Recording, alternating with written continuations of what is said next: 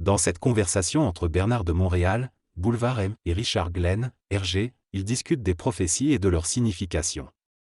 Hergé mentionne quelques livres qui parlent de prophéties, dont celui d'Edgar Cayce intitulé Le Prophète. Il remarque qu'il existe de nombreuses prophéties disponibles, mais s'interroge sur leur nature intellectuelle. BDM explique que les prophéties sont données à l'homme pour l'aider à anticiper des événements probables, mais elles sont souvent transmises de manière symbolique pour préserver leur secret. Il souligne que si l'homme connaissait l'exactitude des prophéties, cela pourrait retarder son évolution et perturber sa façon de vivre. BDM donne l'exemple de la bombe atomique créée à partir de l'équation d'Einstein, soulignant que les passions et l'égoïsme humain ont permis son développement et sa destruction. Il explique que l'homme a peu de contrôle sur son destin et que les prophéties servent principalement à lui montrer les dangers potentiels. Cependant, les prophéties ne peuvent pas empêcher ce qu'elles prédisent et sont rarement claires, car le secret est une loi cosmique. Dans cet extrait, l'auteur explique que les individus en contact avec des ovnis ou recevant des prophéties ne peuvent pas dépasser la nature de l'information qui leur est donnée. Leur esprit ne peut être qu'un support pour transmettre cette information. Seuls ceux qui ont développé une conscience interne puissante peuvent remettre en question ces informations et les utiliser de manière pragmatique. Cependant, l'auteur souligne que les prophéties créent souvent de la peur dans les masses et sont souvent transmises par des intelligences supérieures qui ont intérêt à instiller cette peur. Les masses réagissent ainsi à leurs propres données et ne sont pas prêtes à connaître la réalité des événements cosmiques à venir. L'auteur encourage donc à lire les prophéties et les connaissances ésotériques de manière détachée afin de ne pas sombrer dans une obscurité de l'esprit. Il ajoute que le but des intelligences qui nous contactent n'est pas nécessairement sain. Face à tout cela, il est donc important de réagir avec intelligence en développant sa propre conscience, ses qualités et son équilibre, afin de ne pas sombrer dans la peur des événements prophétisés. Sur le plan psychologique, la psychologie est la science la plus importante dans l'univers, mais aussi celle qui manque le plus sur notre planète. La connaissance de soi permet à l'individu de faire face aux événements cosmiques, quelle que soit leur nature. Cependant, lire et interpréter les prophéties de manière dramatique peut causer de la souffrance. Les événements cosmiques ne se déroulent jamais comme l'imagination humaine le prévoit. La curiosité intellectuelle peut être à la fois bénéfique et néfaste. Les prophéties peuvent être importantes, mais aussi sans importance, comme l'exemple de Fatima le montre. L'humanité entre peu à peu dans une transe et ne se rend pas compte de cette pénétration délicate. Certains événements prophétisés peuvent troubler ceux qui ont des sentiments religieux ou spirituels, mais pas l'attitude scientifique ferme. Les contacts avec d'autres civilisations se font à un rythme lent et dans des endroits peu populeux. L'esprit humain refuse de croire ce qu'il ne peut pas comprendre.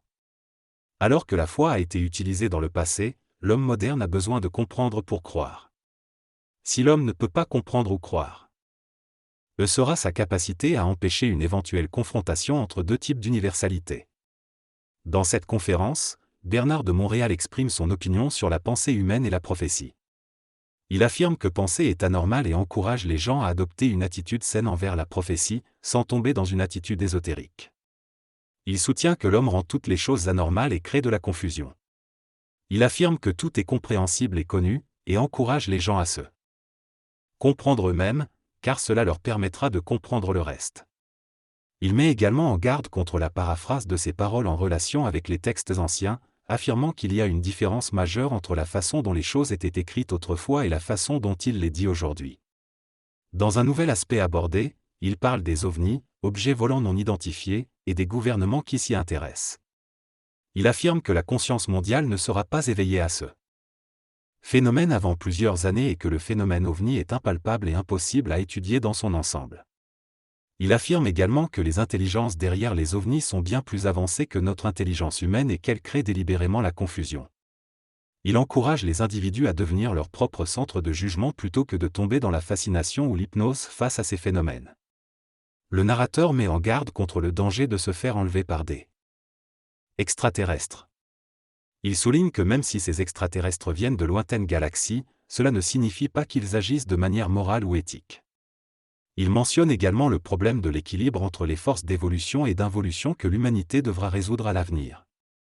Le narrateur exprime sa méfiance envers ceux qui embarquent dans des mouvements ou organisations liés aux ovnis, soulignant que certains peuvent prêcher des choses partiellement vraies mais qui ne reflètent pas la réalité. Il explique que les gouvernements ont peut-être retardé la divulgation d'informations sur les ovnis pour des raisons positives et négatives. Le narrateur souligne également l'importance du phénomène ovni du point de vue psychologique plutôt que technique et rappelle que le phénomène est lié aux prophéties. Il mentionne que le phénomène ovni devrait s'accroître à mesure que les années avancent, mais qu'il est impossible de prévoir exactement quand cela se produira à une échelle mondiale. Le passage souligne l'importance de vérifier les archives pour obtenir une date approximative des événements passés. Cependant, il met en garde contre le fait de perdre la mémoire une fois que l'on revient dans son corps physique. L'auteur mentionne également que ce n'est pas important de savoir ce qui se passera dans 2000 ans. Il évoque ensuite l'ésotérisme et affirme que s'intéresser à ces idées marginales met l'individu en avance sur l'évolution intellectuelle de l'humanité.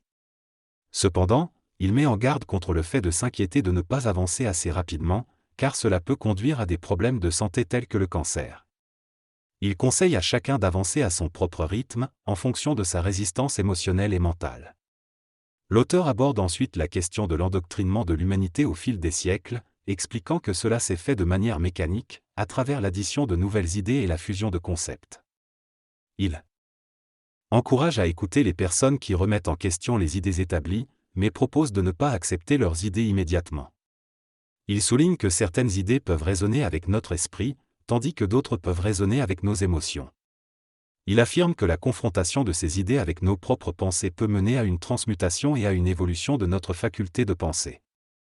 L'auteur affirme également qu'aucun individu n'écrit ou ne fait quelque chose dans le but d'empoisonner les gens. Selon lui, les personnes s'empoisonnent elles-mêmes en ne sachant pas comment utiliser correctement les idées ou les informations qui leur sont présentées. Il donne l'exemple d'Hitler, affirmant que si le peuple allemand avait pris ses distances par rapport à lui, l'Holocauste n'aurait pas eu lieu.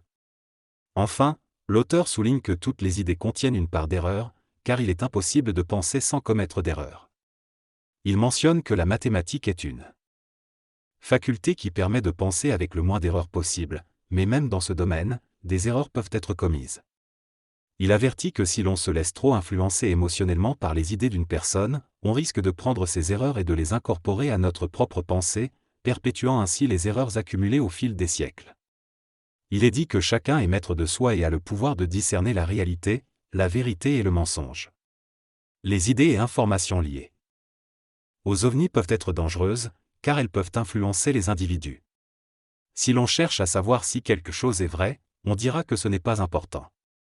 Si l'on cherche à savoir si quelque chose est faux, on dira que c'est dangereux. On nous conditionne donc à être influencés et cela peut être un danger pour l'homme. Les prophéties sont importantes pour nous informer, mais elles ne sont pas essentielles car elles ne pourront être reconnues qu'une fois qu'elles se seront réalisées. Il est donc préférable de prendre du recul par rapport aux prophéties et de les considérer comme des outils pour observer de près les événements. L'exemple de Moctezuma et Cortés est donné pour illustrer cette idée, où Moctezuma a été trompé par les prophéties et a perdu face aux conquérants. Ainsi, il est crucial d'être indépendant des prophéties.